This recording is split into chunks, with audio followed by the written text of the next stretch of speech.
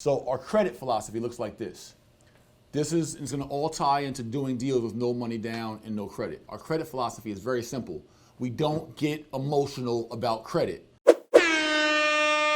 We don't get happy emotional. We don't get sad emotional. Credit is just a paper game. It means nothing. There's $50 trillion of coins, capital, and currency in the world. There's over $230 trillion of credit and debt in the world.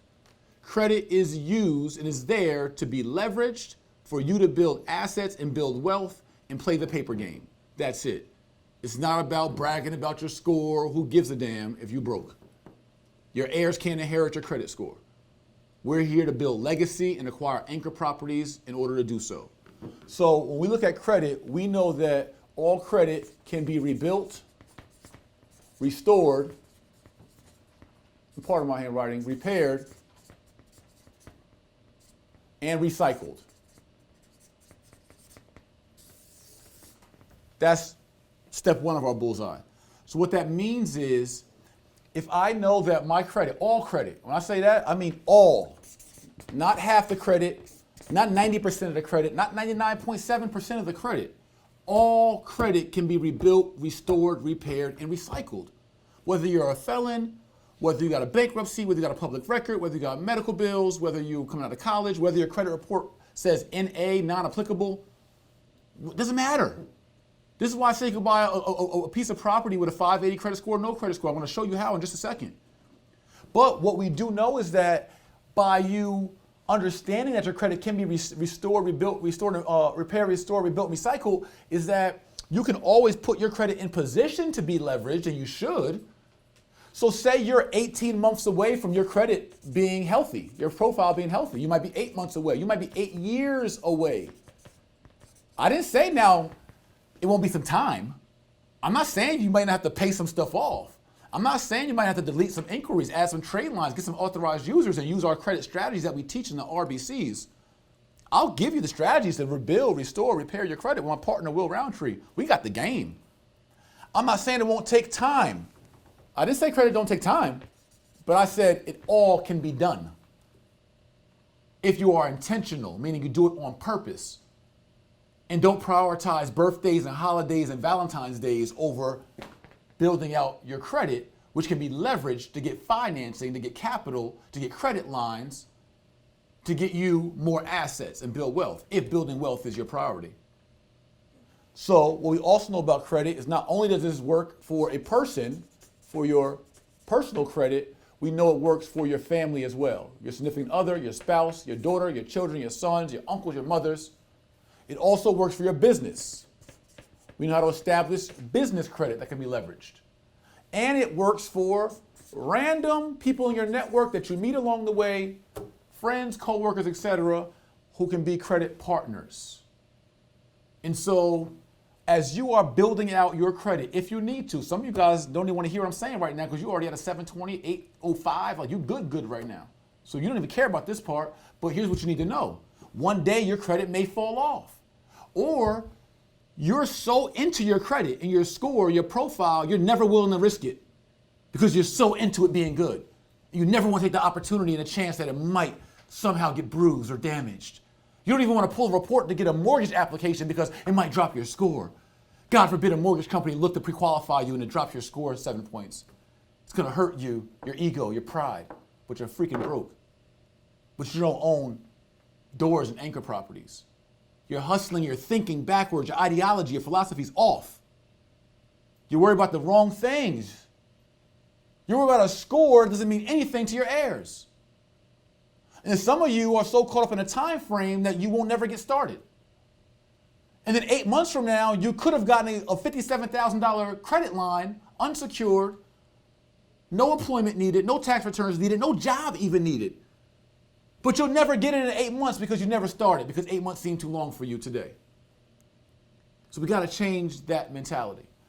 Now, where this ties into multifamily housing is that if your credit is bruised, damaged at any point in life, it does not mean that you can't leverage family credit.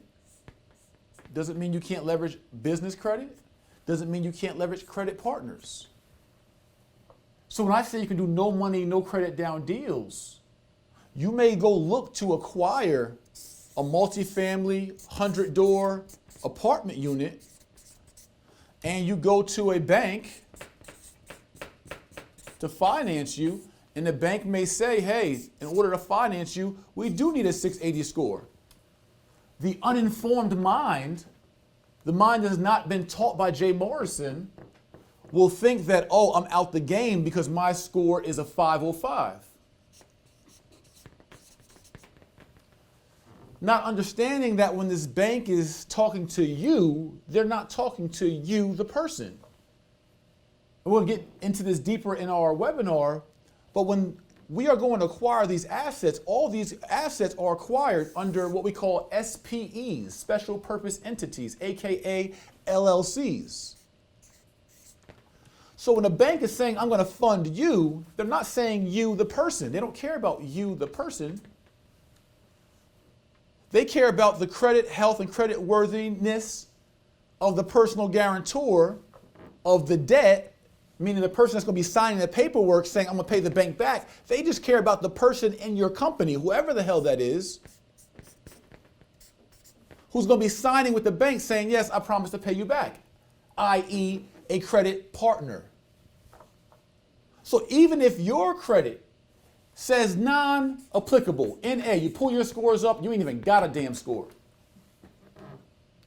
It doesn't matter if you are the chief maestro and the manager of this LLC that allows you to run this LLC but bring on a credit partner and go fund this deal from the bank, leveraging your credit partner's credit. And I'll dive deeper into that.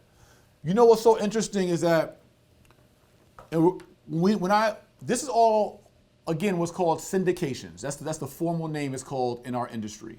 It's syndicating real estate opportunities. I'm going to get into that next.